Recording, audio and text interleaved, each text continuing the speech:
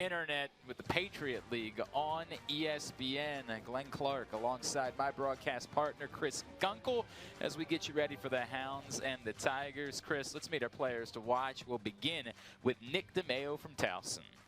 Yeah, Nick DeMeo, the California native, junior transfer from the University of Maryland, leads the team with 14 goals and 2 assists. It's evident that the offense goes through him. No doubt about it. 6 goals and 2 assists last week in that overtime loss to Richmond for 8 points on the day. For the Greyhounds, our player to watch, let's talk a little bit more about Aiden Olmstead.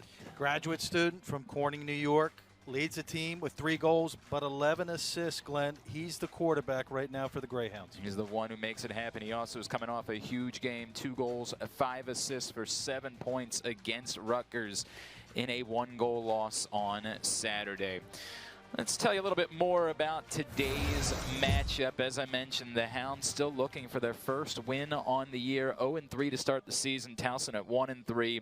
Questions: who's going to be the front runner in goal? Sam Schaefer is going to get a crack today. We'll see if he stays there.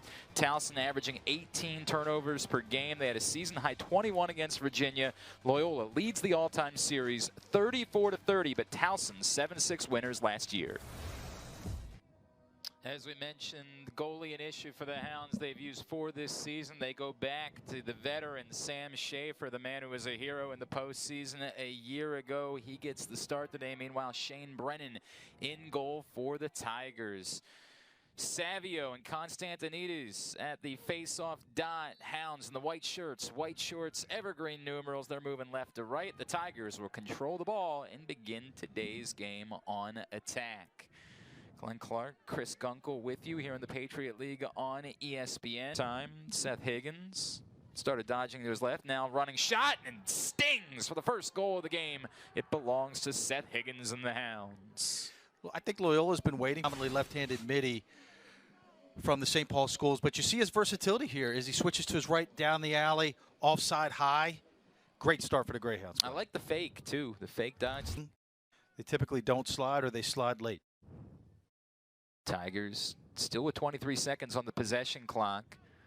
Of course, this season, had about 4 games, start figuring out how the new shot clock rules work. Woo, wide open on the doorstep. Luke Schilling won't get many. In terms of communication, Wires is in great position, but there seems to be some confusion on Matt Hughes as to is he going or is he not going, resulting into easy goal for Alex Reed drops it down. Bender now dodging left towards goal line extended. Nothing there. We'll send it back behind to X. 28 on the shot clock as Towson regroups.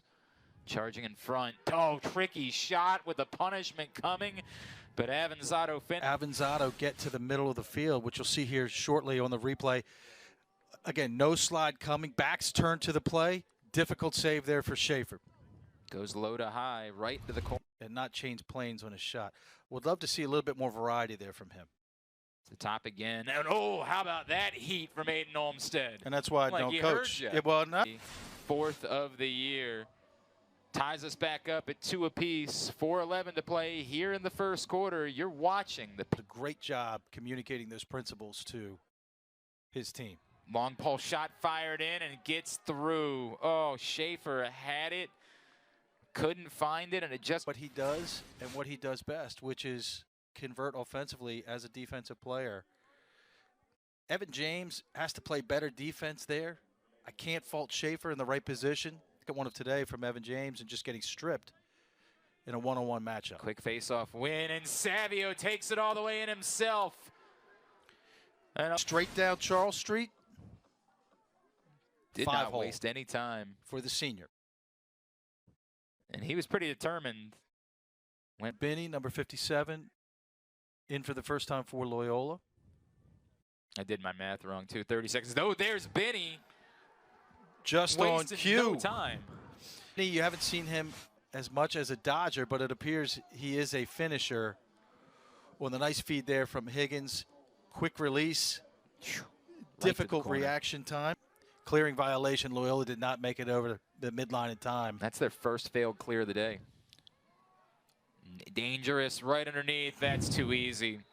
Avanzato makes the extra pass. Schilling finishes, and we are tied at 4 apiece. In order to win games, and as you could see in Loyola's case, how deadly a turnover or a time possession turnover can be as they don't get back. Towson looking to retake the lead. Berkeley.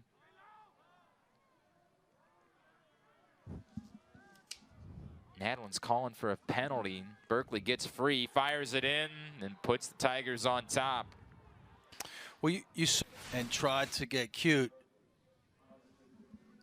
as they just step in and convert an excellent offside shot there on Schaefer, who has been stout today.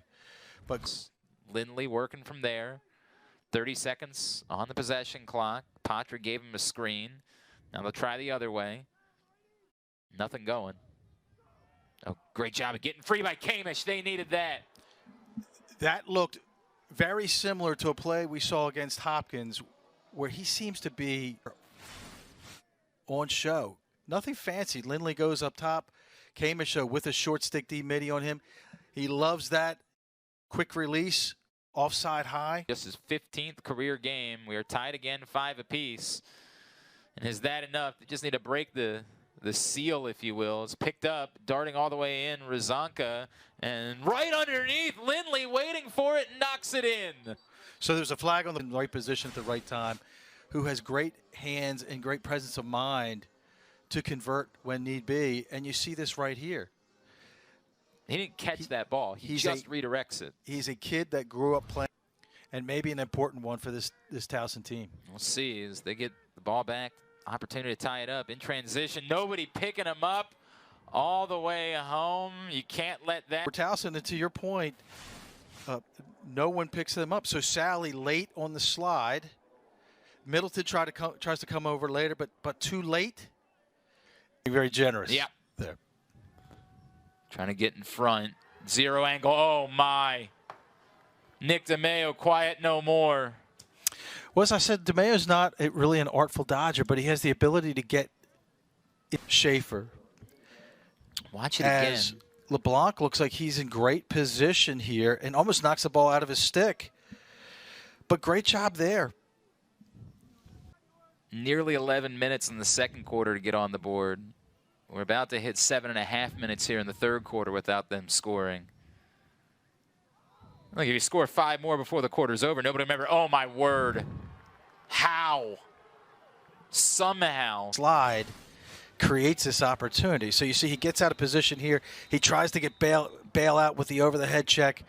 Difficult to do at goal line extended.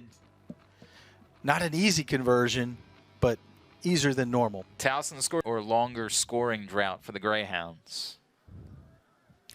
That's just hard to fathom, right? Considering the teams that we've seen over the past couple of years here. And what a move by Berkeley all the way in. Not sliding or slow to slide. And you're going to see this here. As Berkeley does a great job beating McNulty, a preseason first-team All-American who's out of position, and allows him to get inside for Loyola. 8 seconds left on the clock. They're going to have to force it. Patra, fake. Oh, my word, with the shot clock expiring. It's, Glenn, isn't it funny, like, than brains when executing on offense? And you see a great job here by Patra as he gets it. Utilizes that hitch move right there. Gets a defenseman off balance, offside high. 9-7, Towson leads. But that's been one of the good things that's come out of this, Chris, is Schaefer seems to be right today. And they've been told it was a save, however, that one was not. Just a snipe. Avanzato, the extra window that Avanzato finds to convert on this, and it's, you're taught a lot of times to take the ball in the away from the direction you receive it from, but Towson did not do that there. And sometimes the defense. Opportunity for a ground ball. And finally pops away to the Hounds with 30 seconds remaining. Good movement, and Patra will at least get him on the board here in the second half. Scores to make it 10-8. Yeah, great job there by McNulty getting the loose ball, the loose change.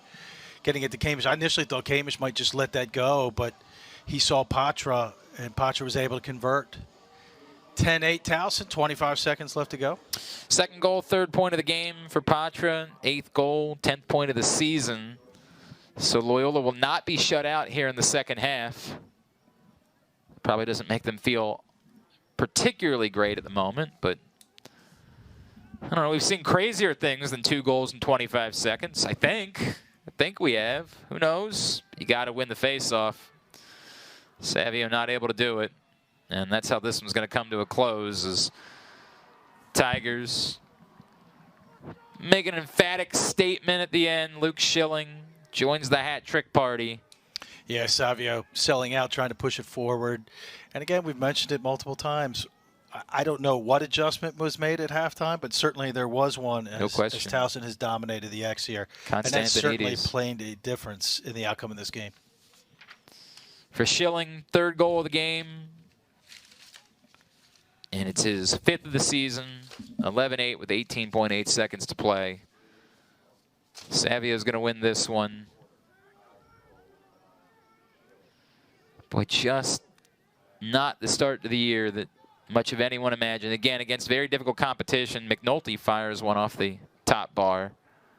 Well, we had one go, south on 83, and then we just had one go north on 83. Right.